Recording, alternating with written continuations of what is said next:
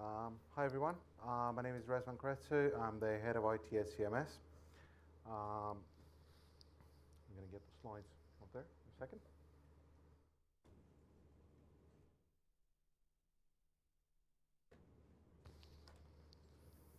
There. Good morning.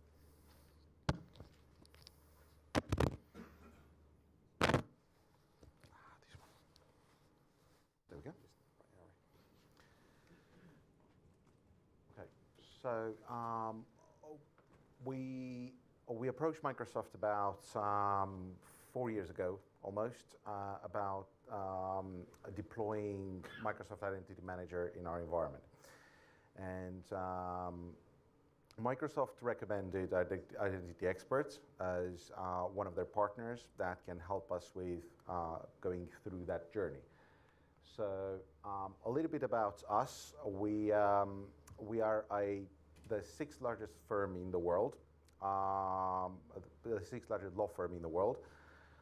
We merged last year with two other firms. So CMS used to be somewhere around 2,500 people, and we merged with Nabara and Olswang.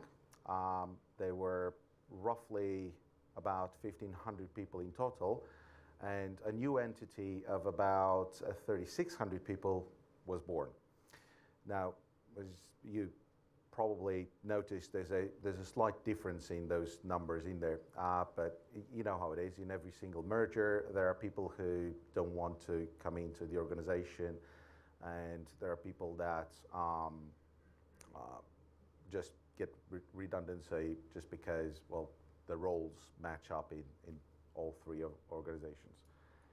So that was our biggest challenge, and as you can imagine, we had three separate environments, three separate Active Directories, three separate identities for specific users that would need to come together into one single world. All of this started in September 2017. 16, when the merger was announced, and the go-live date for everything was the 1st of May, so literally about this time, actually the 2nd of May, which is exactly at 1 year today, in 2017. It was a challenge to actually put everything together, and we did use MIM to put all the users into one single environment. We migrated everything onto one platform, so we had a little over 6 months to unify all three IT systems, over 6,000 applications in total, put together, migrating about 7,000 mailboxes and about 80 million documents across. And all of this was quite interesting, since the business didn't actually wanted a lot of disruption. So people would need to go to work normally, working on their old systems on Fridays, and then come back on a Tuesday, which was the 2nd of May, after the bank holiday Monday, and work on the new systems. And given the amount of data that I told you about, it was quite a challenge. And this is where MIM came in. We started to create the accounts a lot of time in advance. We started the data migrations in the background with several deltas. We didn't know which of those users would come across or not, so we had to create all 1,500 people. Yes, we could have done all of this with PowerShell scripts and get spreadsheets from HR every week and try to update the data and disable, enable users and so on and so forth. But what MIM did for us, it automated that entire process. So it created the users, put them in the right groups, and we started the data migration. Also, as you can imagine, it's the unifying these three firms gave rise to a completely new set of distribution lists as well. So we now have a set of about 4,000 distribution lists within our environment, all of them nested within themselves and so on, giving, in the end, the full unified all people in the firm list. Again, we could have done that with PowerShell scripts based on Excel spreadsheets, but or even manually, which probably none of us want to do at that size. But will that data actually be accurate? Yes and no. Even with scripts, you get exports from different systems that are then edited by people and so on. So it's never as accurate as it can be. And as some of the previous speakers were saying, you do need one single truth within an organization when it comes to identity. So what we've done, we looked at Microsoft and we looked at of all the products that are out there, and we started to implement them within our environment. MIM was one of the first ones that came in. We linked that with our PeopleSoft environment, and basically gave all the control over all of our data to our HR. So they create users via MIM. They disable users, they put users into distribution lists, security groups, access to applications and so on and so forth. It's all controlled by all the data that HR puts in the system. So we don't do that anymore. We don't have we have the control over it, but there's no manual intervention whatsoever. Even phone numbers, all the phone numbers get put straight into PeopleSoft, people's pictures. Everything that's populates AD actually comes over from MIM, bar the email address that flows in the other way, because obviously MIM creates the Exchange account as well, and so that doesn't exist there. So Microsoft Identity Manager came first. Then we put in Advanced Threat Analytics, and we are in the process of migrating now to Advanced Threat Protection. We are just about to deploy a little bit more than a pilot for Azure Information Protection. We had to do that, I think, the tail end of last month, but we had a little bit of issue with the online logging and that two-factor authentication, because we implemented Azure multi-factor authentication as well, and we wanted to have the same seamless experience for all the users when they log in into AIP. So I think in the next 2 weeks, everybody in the firm will have all their labels applied.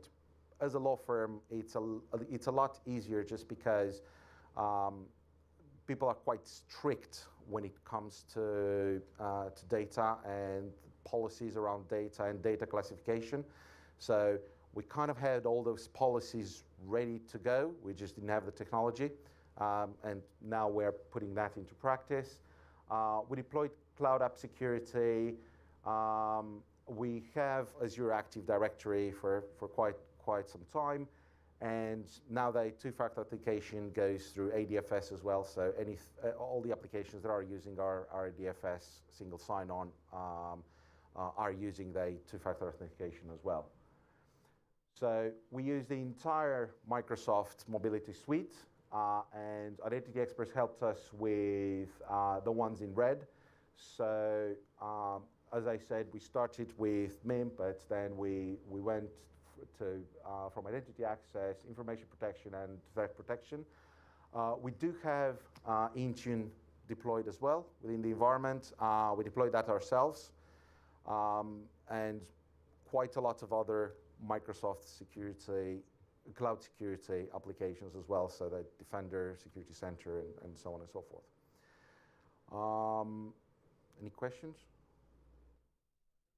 Yammer on the previous slide? Yes. Was that a good experience? We did not deploy Yammer until we actually put the single sign-on in place. So it was a very seamless experience. People who wanted to use it, they could just go on Yammer and they would just log in. A lot of the partners are using it. BD team is pushing it quite a lot towards the business. There are a lot of groups in Yammer. There's a lot of collaboration there, yes. It was quite well received. Not by everybody. I mean, there are a lot of people that don't want to hear about it, but a lot of people are actually using it.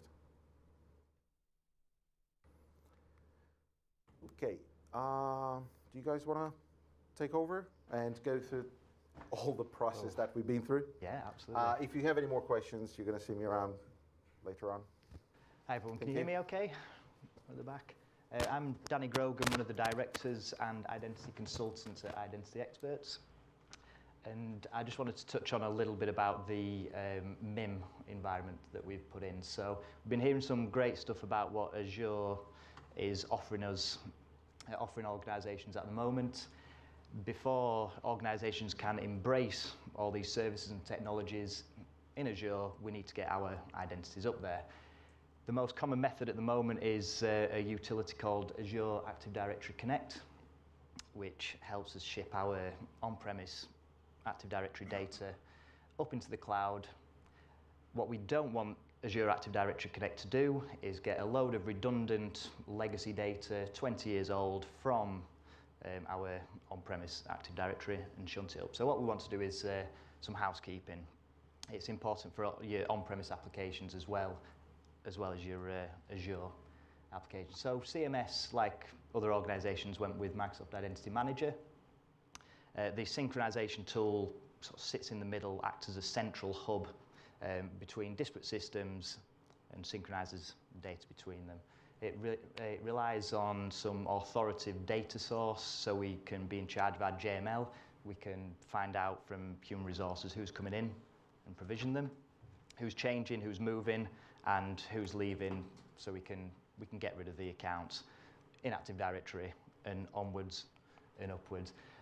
And also, CMS don't just have Active Directory on-prem. Like a lot of organizations, we hook into other downstream systems, SharePoint, home drives, print management, things like that.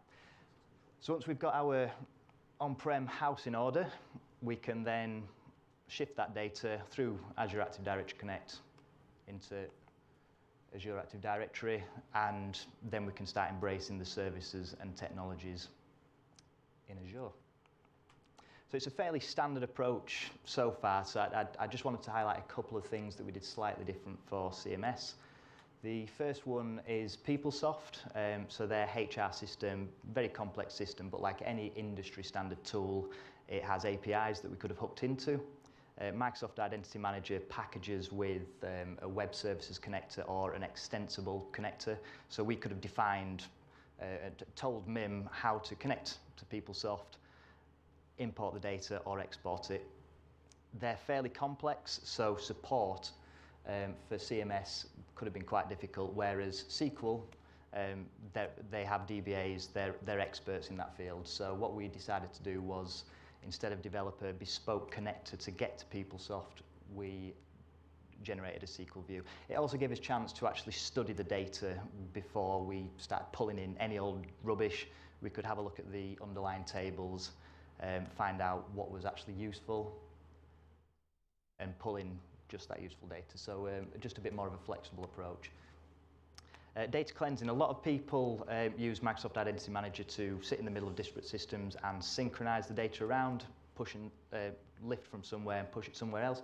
What it can also act as is something to unify a load of disparate systems where there might not be any matching in place. So, for example, you might have a John Smith in dispute resolution in PeopleSoft with an employee ID, John Smith in dispute in Active Directory. There's no employee ID in Active Directory.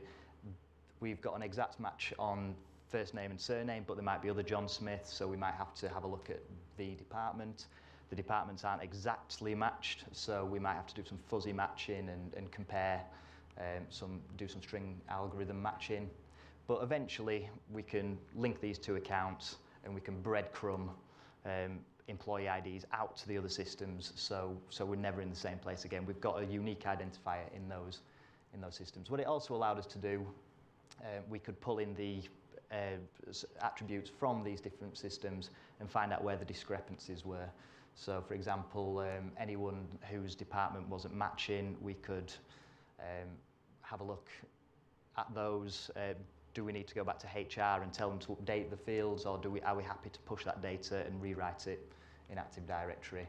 And if we're happy, we can just push it out. If we need to push back to HR, we can do that. So it just gives us a little more flexibility. And something Razvan touched on was the group management, these 4,000 groups that are very important for their communications around the organisation. They've got obviously a large number of communications are done by email, and they've got a few complexities around them, the movers, levers, changes. Updating these 4,000 groups is fairly complex. So what we have, typically within CMS, people tend to have a department or a practice group. They're all in a team. They have a rationalised role, so they, instead of a free text field, they'll have a role of assistant or trainee or partner, and everyone has a location. So we're already getting this data within MIM. We know about it from PeopleSoft. PeopleSoft's in charge of that data. We have that data, so we can query it, and we can build a base group. For example, John Smith in all these 4 things that we're interested in. If that group doesn't exist, go and create it. If it does exist, just add him as a member. So that's great. So John Smith gets any emails sent to the EPC Construction Assistant London group.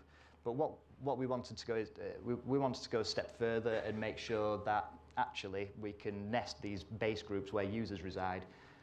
We can nest them within a combination of everything. For example, EPC Construction Assistant London goes into EPC Construction Assistant, along with any other location. So the same team and department and user type in Glasgow also go in there.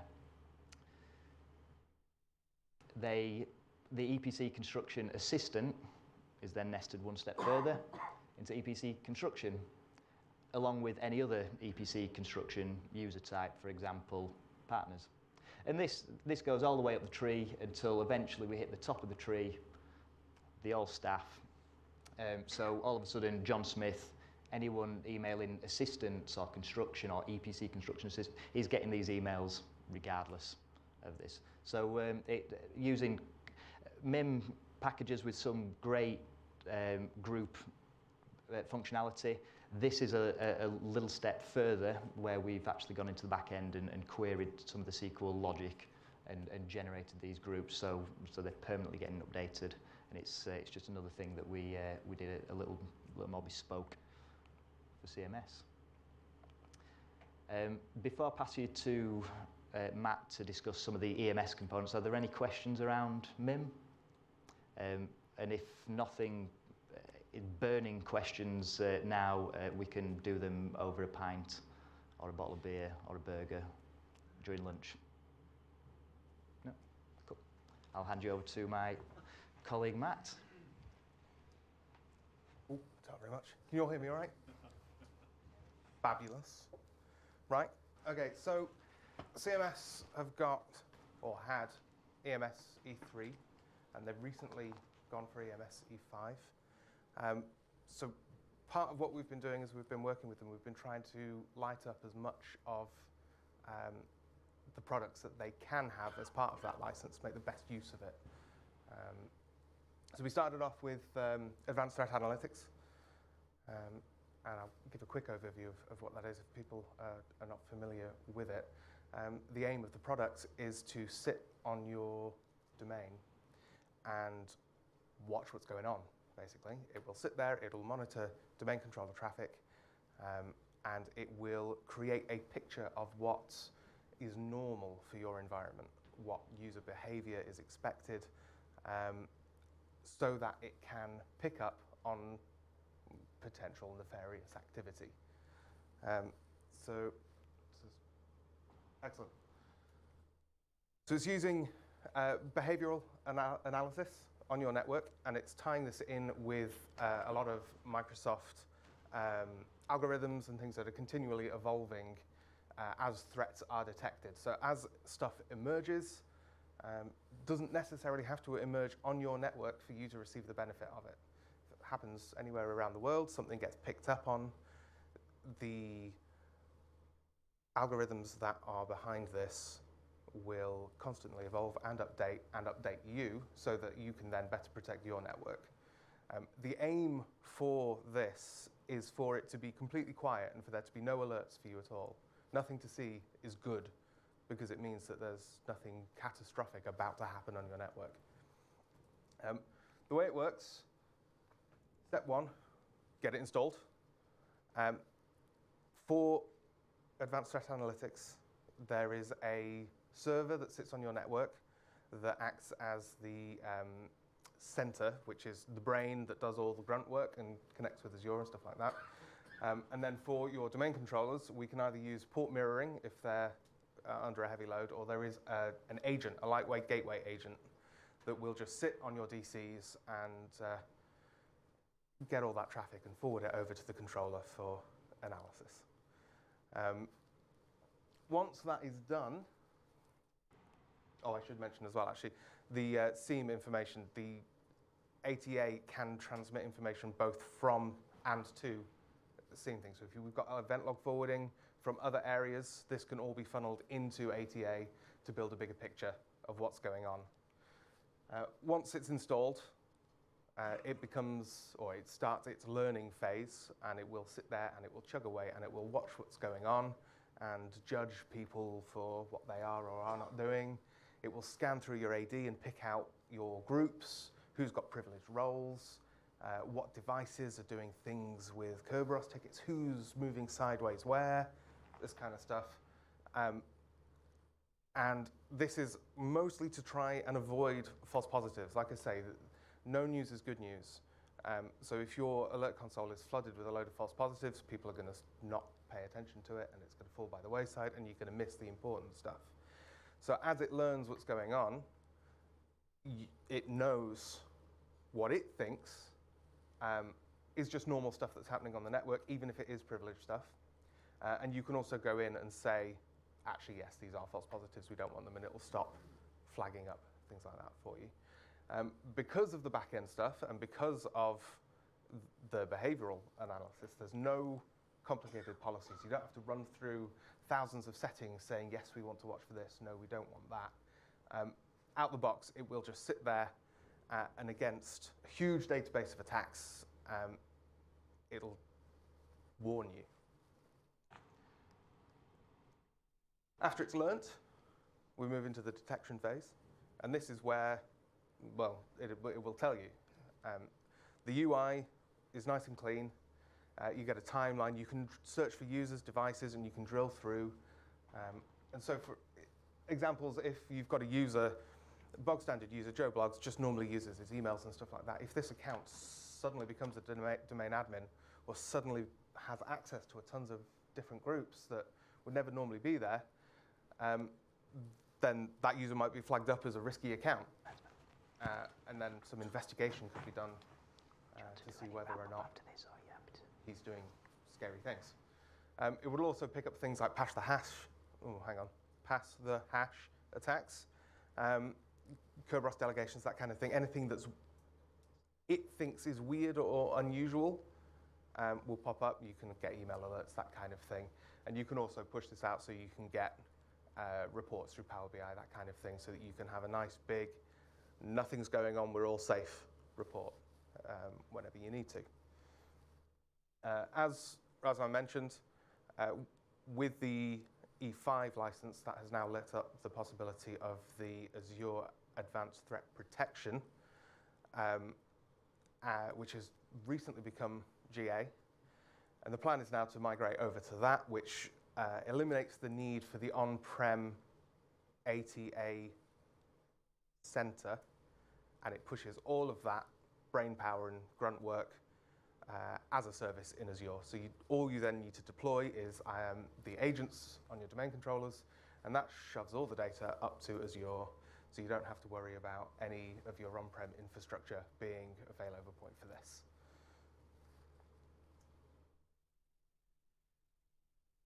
Adam stole my thunder a little bit with this. AIP is my single biggest favoritist piece of EMS. I'm extremely nerdy for it. The idea of being able to protect all our documents and have it sent out into the wild and us know exactly what's going on with it and who's doing it, it hits the spot for me. I like it. We've had a couple of questions about the snipping tool and some other screen capture stuff. Yes, this will protect against that if the policy is set as such. So if the document's protected, you don't want it copying, you don't want people to extract data from that document. If I do a print screen, that window's grayed out. If I do a snipping tool, that's grayed out. If I'm on a Skype meeting and I accidentally present my desktop and I've got sensitive information there, it's grayed out. The only way for me then to get that information really is to take a photo of my screen.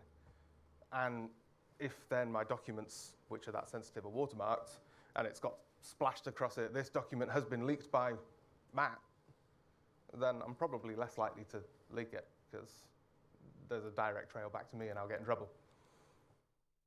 So what we've done for CMS, as Rasmus mentioned, we've just finished the pilot. We've got the basic document protection labels and classifications ready to roll out to all of the users. The lower levels, we've got labeling, we've got some visual protection, and then we've got a couple of protected ones at the top. We've integrated this with Exchange. They've got a new Exchange 2016 on-prem environment as part of the merger. So we've got some data loss prevention rules in there so that if, for whatever reason, people are trying to send this protected information out, Exchange will target and watch for the AIP classifications directly. So if it detects something that is sensitive, then the ban hammer comes down, alerts are made, then the user is made aware that they're trying to leak sensitive information when perhaps maybe they don't want to. On the other side, it will also watch for emails and attachments that don't have classifications, and because of the automatic rules we've got in place, looking for very specific content. If Exchange detects any of this, it will then apply the label, and then if it's not allowed out, then not allow it out. So if we've got stuff in there that might be confidential, but is allowed to be shared with specific domains or contractors or whichever, it'll apply the label, it will apply the protection, but it will allow it out. Or again, ban hammer. Little segue with that as well. We've mentioned cloud app security, and we've popped that in. The main thing we're using cloud app security for is protecting our OneDrive and our SharePoint, or CMS's OneDrive and SharePoint. Again, with the new features, with the universal labels, we are targeting the classifications directly. Cloud app security, again, just like Exchange, will be watching for the labels, it will be watching for the content, and then we've got automatic governance applied to that, be it just a notification to say, oh, this has been blocked, but are you sure? Or we can strip out all the external shared users, and we can lock it down specifically to individual email addresses, tenancy-wide, that kind of thing. So we get very granular control over what is allowed out and what isn't. And the alerts will help educate the users if they thought that that was something that they were supposed to be able to do. Other policies that we've got in place for them in cloud app security, we're watching for things like, or basically, things that users might be doing that could be considered a little bit dodgy. If a user is suddenly downloading everything from a SharePoint document library, this might be a little bit of a red flag. You know, they're trying to get this somewhere else or jump ship or whichever. It's watching, it's detecting for this, it will alert us. At the moment, it's not blocking. We're just looking for the behavior so that then it can be investigated, as well as logins from unsanctioned, unknown IP addresses, things that fall outside of the CMS boundary, so that if suddenly, you know, we get 20,000 logon attempts from the deepest, darkest China, we might, you know, look at why that's happening.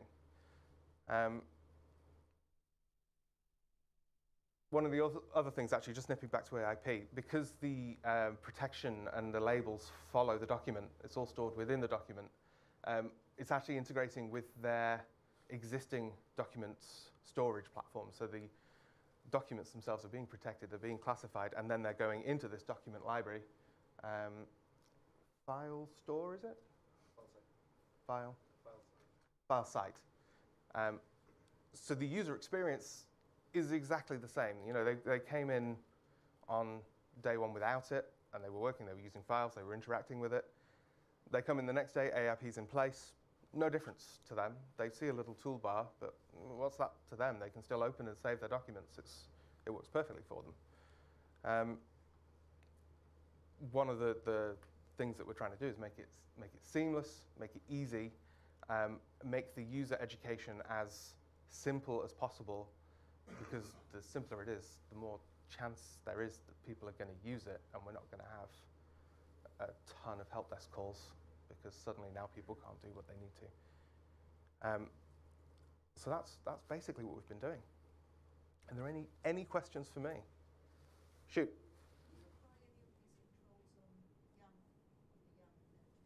On Yammer, at the moment, the Yammer, what we've got is ADFS. Their 365 is federated with ADFS, and they've got an on-prem multi-factor server, and then Yammer is the sole thing that's being used through that. So the access to Yammer is controlled through conditional access policies and multi-factor authentication through ADFS. Documents uploaded, links shared, that kind of thing will be then controlled either through AIP or through Cloud App Security. Yeah, yes. Short answer, yes. Anything else? I've wrapped up like crazy. Oh no, 5 minutes, we're good. I'll hand it back to There's a Ryan. couple of questions that come through the app, actually, that Yeah. are probably interesting to answer in this session. So we've got ATA, do you recommend agents or gateways, and why? I'm assuming that's kind of your mirroring versus DLC question. It's size of your DCs, how much traffic you've got. The agents do put a bit of a performance hit on it, but if you've got, you know, lower level DCs that don't have too much traffic going through them, then that might be better than having to set up a full port mirroring solution. It just depends what you would prefer to have in your network. Effectively, the sizing tool kind of answers that question for you, doesn't it? Yeah. You run the tool, and it says, mate, your DCs are huge. You might want this solution, or no, your gateways are going to be fine. Super. And then there was a question around port mirroring. Is it complex in a virtual environment? Is it? Is it complex to do in a virtual environment in terms of port mirroring? Well, it depends what virtual environment and how familiar you are with it. There's lots of guides out there, lots of step-by-steps. Hyper-V, VMware, very easy. They're the two I'm familiar with, and it's not too difficult. But again, it all depends on how complicated your network is. I think the only implication I heard of around port mirroring in a virtual environment tends to be licensing implicated. So Yes. some virtual environments you need to be conscious of that they charge for port mirroring as a service to be set up.